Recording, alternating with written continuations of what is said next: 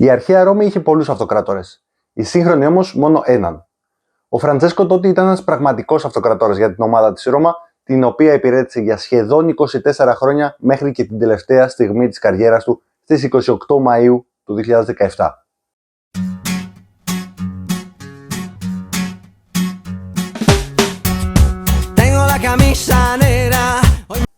Ο Φραντσέσκο Τότι φόρεσε για πρώτη φορά τη φανέλα της Ρώμα το 1989, όταν ήταν μόλις 13 ετών και δεν την άλλαξε ποτέ στην καριέρα του.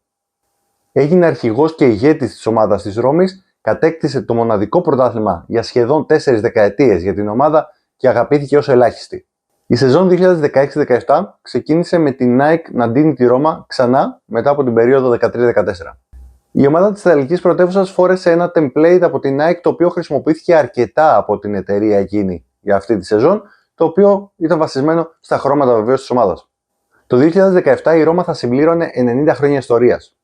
Τιμώντας αυτή την ιστορία, η Ρώμα χρησιμοποίησε στη λευκή της φανέλα το λουπέτο της περίοδου 79-97. Ο λύκος, το σύμβολο της ομάδας, ήταν τοποθετημένο σε κύκλο, χωρίς καμία επιγραφή και χωρίς καθόλου γράμματα. Επιπλέον, οι φανέλες της Ρώμα εκείνης της περίοδου δεν είχαν κανένα χορηγό στο στήθος. Βεβαίως, υπήρξε μία και μοναδική διαφοροποίηση για ένα και μόνο παιχνίδι. Τον Αύγουστο του 2016, ένας ισχυρός σεισμός πλήττει την πόλη Ακούμπολη κοντά στη Ρώμη. 267 άνθρωποι πεθαίνουν και το χωριό σχεδόν ισοπεδώνεται.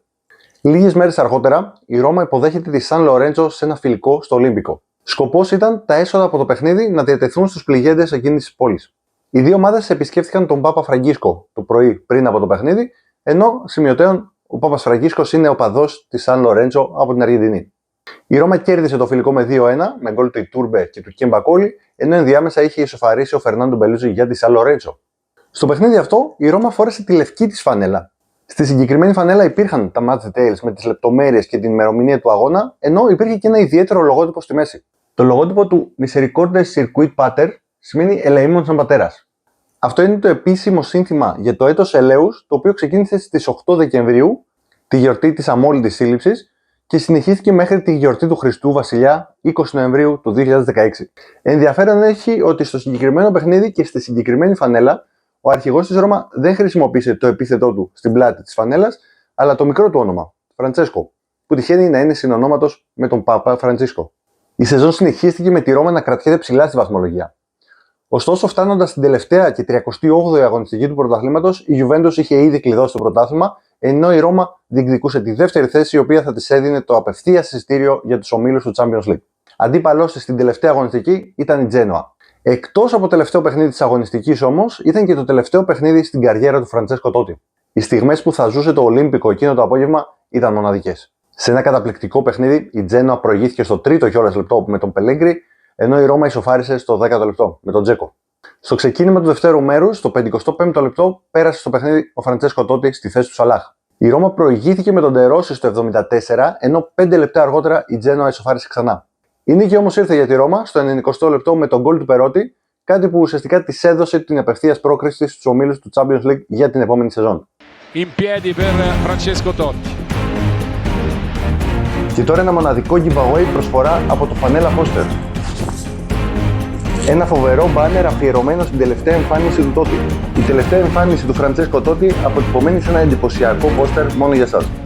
Μπορείτε να μπείτε στη σελίδα του Φανέλα Poster στο Instagram, να βρείτε πολλά διαφορετικά σχέδια, να φτιάξετε ακόμα και το δικό σας customized σχέδιο και να παραγγείλετε ένα εντυπωσιακό πόστερ. Για να δείτε πώς θα κερδίσετε αυτή την εντυπωσιακή αφίσα, τσεκάρετε κάτω από το βίντεο στα σχόλια. Η συγκίνηση που ακολούθησε στο τέλος του παιχνιδιού λόγω της αποχώρησης του Φραντσέσκο Τότι ήταν μοναδικές. Σχεδόν 60.000 φίλοι της Ρώμα δάκρυσαν για χάρη του καπιτάνο, ενώ κρατούσαν στα χέρια τους ταμπελάκια με το νούμερο 10 για χάρη του. Ο Τότι, σε μια συμβολική κίνηση, χάρισε το περιβρασιόνιο του αρχηγού στον νεαρότερο αρχηγό του νεαρότερου τμήματος Ακαδημιών της Ρώμα. Ο Τότι χρησιμοποιούσε ένα custom-made περιβρασιόνιο ειδικά για τον ίδιο, που ανέγραφε όλες τις χρονιές όπου ήταν αρχηγός της Ρώμα. Η ομάδα τίμησε τον αρχηγό της, ενώ όλοι οι παίκτες της Ρώμα φορούσαν φανέλες με το νούμερο 10. Σε εκείνο το παιχνίδι η Ρώμα ουσιαστικά γενίασε τη φανέλα της επόμενης σεζόν. Φόρεσε για πρώτη φορά το συγκεκριμένο σχέδιο, το οποίο όμως είχε μια ιδιαιτερότητα. Ήταν αφιερωμένο στον αρχηγό της. Στο μανίκι της φανέλας υπήρχε ένα λογότυπο σχεδιασμένο αποκλειστικά και μόνο για τον αρχηγό της ομάδας. η μορφή του Τότι μέσα στο 10 και από κάτω η υπογραφή του. Αυτό το σχέδιο βεβαίως φορέθηκε στις φανέλες όλων των παικτών. Όπως σε όλη τη διάρκεια της σεζόν δεν υπήρχε χορηγός στο μπροστά μέρος, ενώ βεβαίως αυτό το σχέδιο φορέθηκε σε όλη τη διάρκεια της επόμενης σεζόν από τη Ρώμα. Όπως ήταν λογικό, η ρέπλικα που κυκλοφόρησε η Ρώμα με την υπογραφή του Τότι στο πίσω μέρος έγινε ανάρπαστη. Ο Ιταλός Superstar πέρασε όλη την καριέρα του φορώντας τη φανέλα της Ρώμα, κατακτώντας 2 κύπελα, 2 Super Cup και βεβαίως ένα σκουντέτο. Το πρωτάθλημα του 2001 είναι η σπουδαιότερη στιγμή του Τότι με τη φανέλα της Ρώμα. Αυτό άλλωστε ήταν και το τρίτο πρωτάθλημα της Ρώμα, το οποίο είναι το τελευταίο μέχρι τις μέρες μας. Εσείς τι θυμόσασταν από αυτή την ιδιαίτερη λευκή φανέλα του Τότι? Θυμάστε το αποχαιρετιστήριο παιχνίδι του με την Τζένοα? Και βεβαίως, ποια είναι η γνώμη σας για τον ετέρνο καπιτάνο της ομάδας της Ρώμης? Γράψτε μας στα σχόλια και ακολουθήστε μας για περισσότερα βίντεο και περισσότερα αφιερώματα.